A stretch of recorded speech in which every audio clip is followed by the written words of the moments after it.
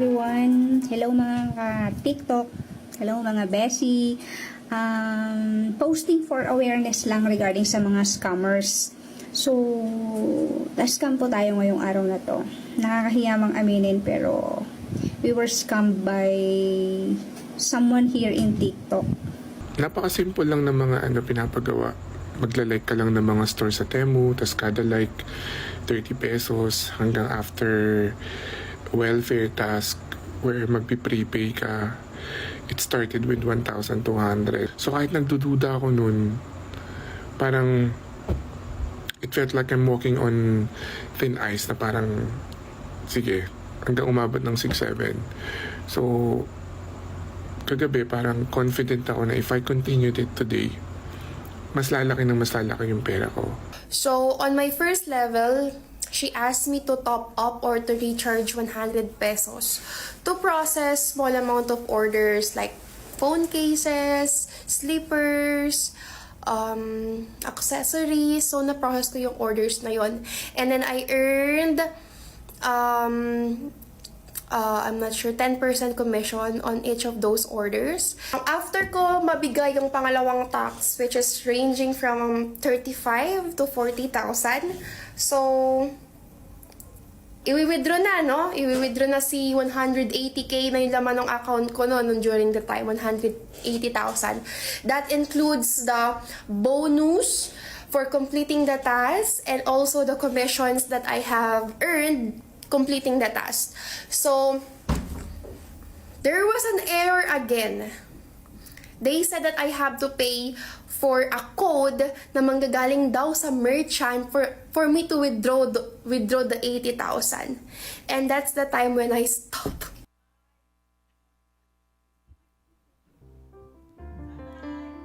Mga kadalat po tayo, gustong kumita para sa ating mga mahal sa buhay. Pero paano kung imbis na po kumita tayo ay tayo pa ang pagkakakitaan dahil sa pagpatol natin sa mga nag-aalok ng trabaho kung saan sa umpisa tayo ay pasasayahin at madalas hindi pala siya legit. Kaya naman kasama po natin ngayon ng isang Human Resources and Organizational Development Consultant trainer para ituro sa atin ang tamang pagkilatis ng scam na trabaho, pati na rin yung mga legit. Kasama po natin ngayon si Mr. Jim Katian. Hi Sir Jim, good morning. Hello, Miss Pia. Bati po muna kayo sa ating mga bagong graduates na naghahanap ng mga trabaho. Hello po, ma'am sir. Hello mga kakada. And yeah, congratulations to mga bagong graduates. So it's very perfect at very sakto kasi nga graduation season. At the same time, good news, job hiring season din kasi basta quarter 1, January to March. Bakit kamo? It's because a lot of the employees have resigned kasi nakuha nila ang 13th month at bonus. Yun yung joke, but that is actually true, everyone. At the same time, support lang natin sa new ng mga tao. So such as, anong Such klaseng as, for online example, job? Parang seller, ganun? Yeah, seller. Sometimes mga admin roles na i-copy-paste mo lang yan and you already have a fee. Yun nga, they will promise you nga, sige, we will pay you first like $100.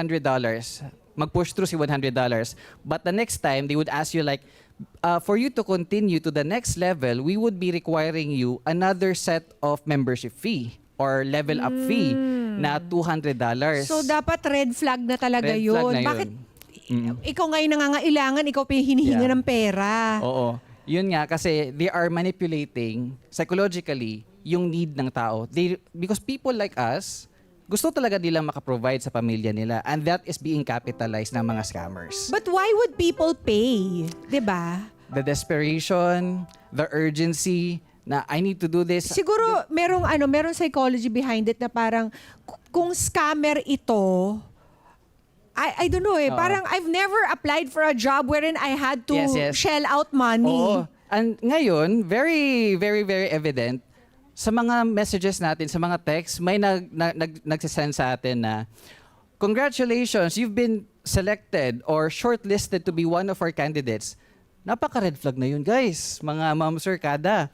Kasi hindi ka nag-apply. But why were you receiving those messages? Yes. Oo. So, napaka-red flag. Tama. Ano itong, katulad nung isang kada natin, yung last, yung girl, parang she was saying na she had to keep on giving money. Yes.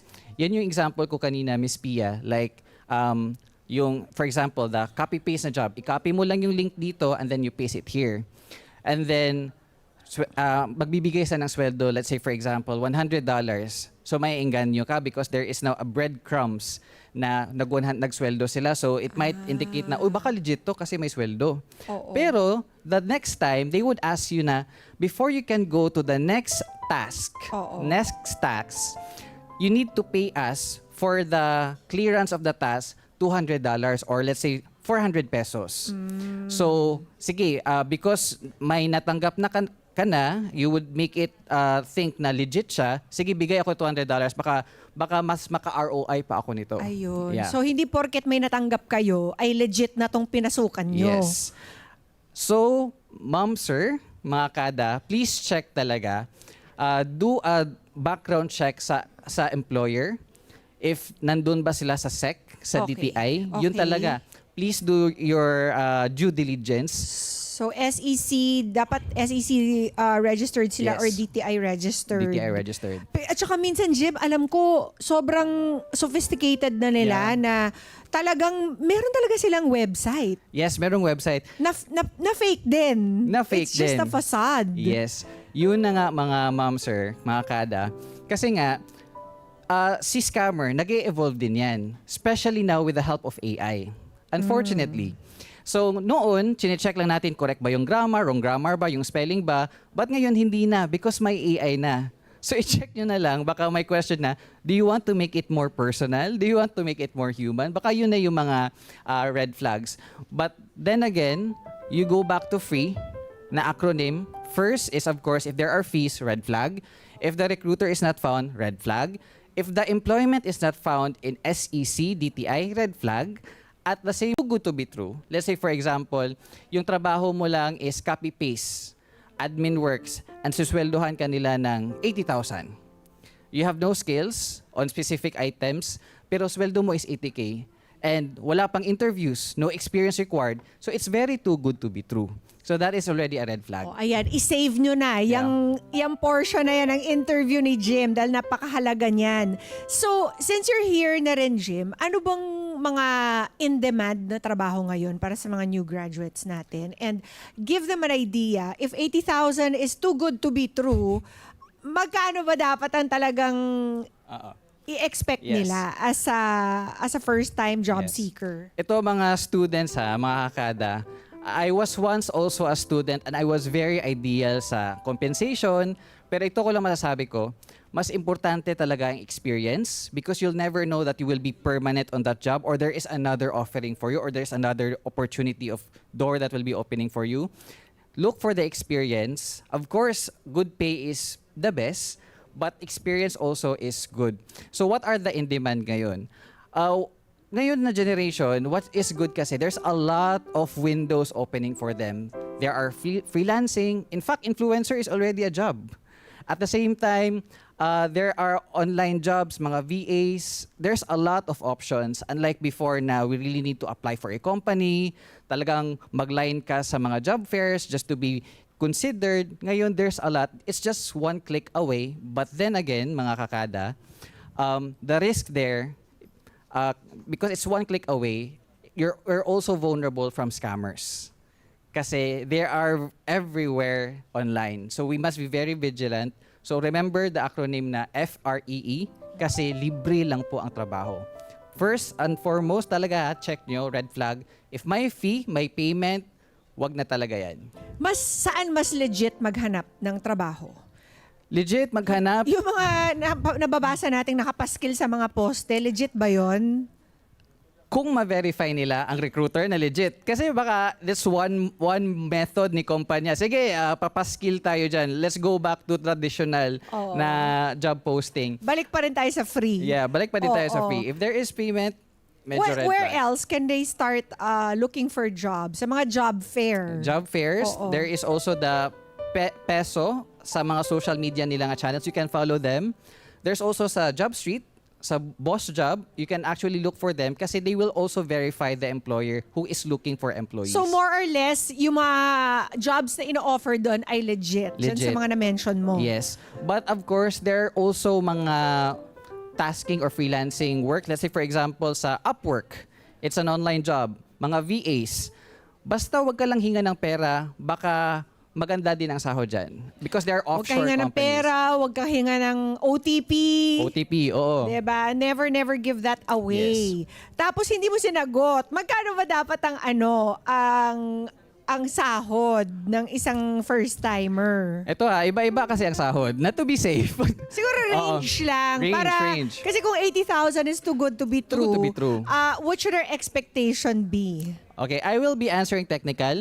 So, as long as compliant siya kay DOLE, na above minimum wage, that is good. So, anything above that is better and best. So, of course, there are global or multinational companies who will be offering more compared to local companies. So, that is one thing to consider. Pero yung ending po, mga ma'am, sir, it is always going back to the experience. Baka may mentor ka dun that will help you grow in your career sa mga next mga opportunities. Natatawa ako na that you're always emphasizing experience. Are people, masyado ba silang demanding when it comes to sahod? Meron naman, Miss P. Oo.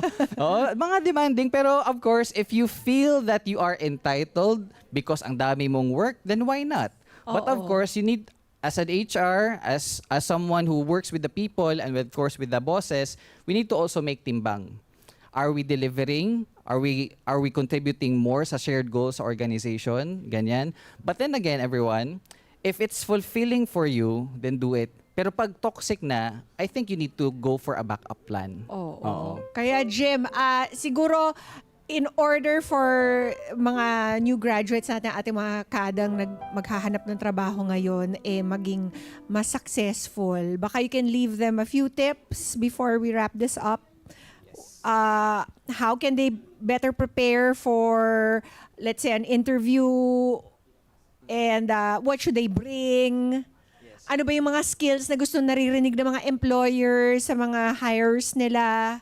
Yes. Hello po mga kakada, mga ma'am sir. So of course, just to leave you a note, libre po ang pangarap at libre din po ang trabaho, talents and opportunities. But you can also practice. So I would just like to kudos also mga institutions, nga mga schools who really prepare their graduates. They have career symposium, what to expect on an interview, how to guide them on their resumes. So itong si job hunting, it's like a numbers game. The more you have applications, the more chances of winning. At the same time, di ba?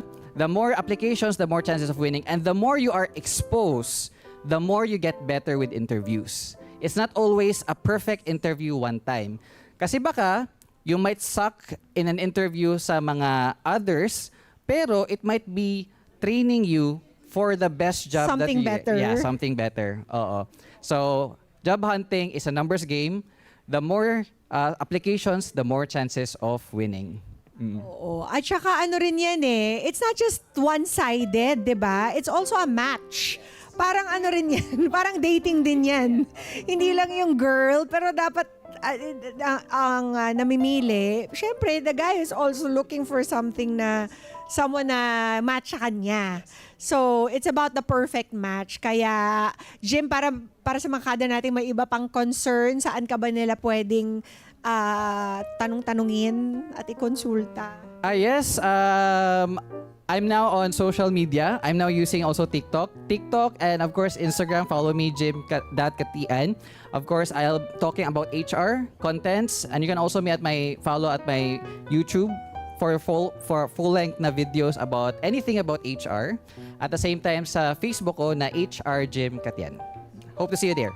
Yes. Yes. Gustong-gusto ko yung payo mo tungkol sa just keep getting more experience, 'di ba? Because none of those, kahit you don't end up with that company for a long time, lahat yan ay walang sayang, 'di ba? Salamat, Jim!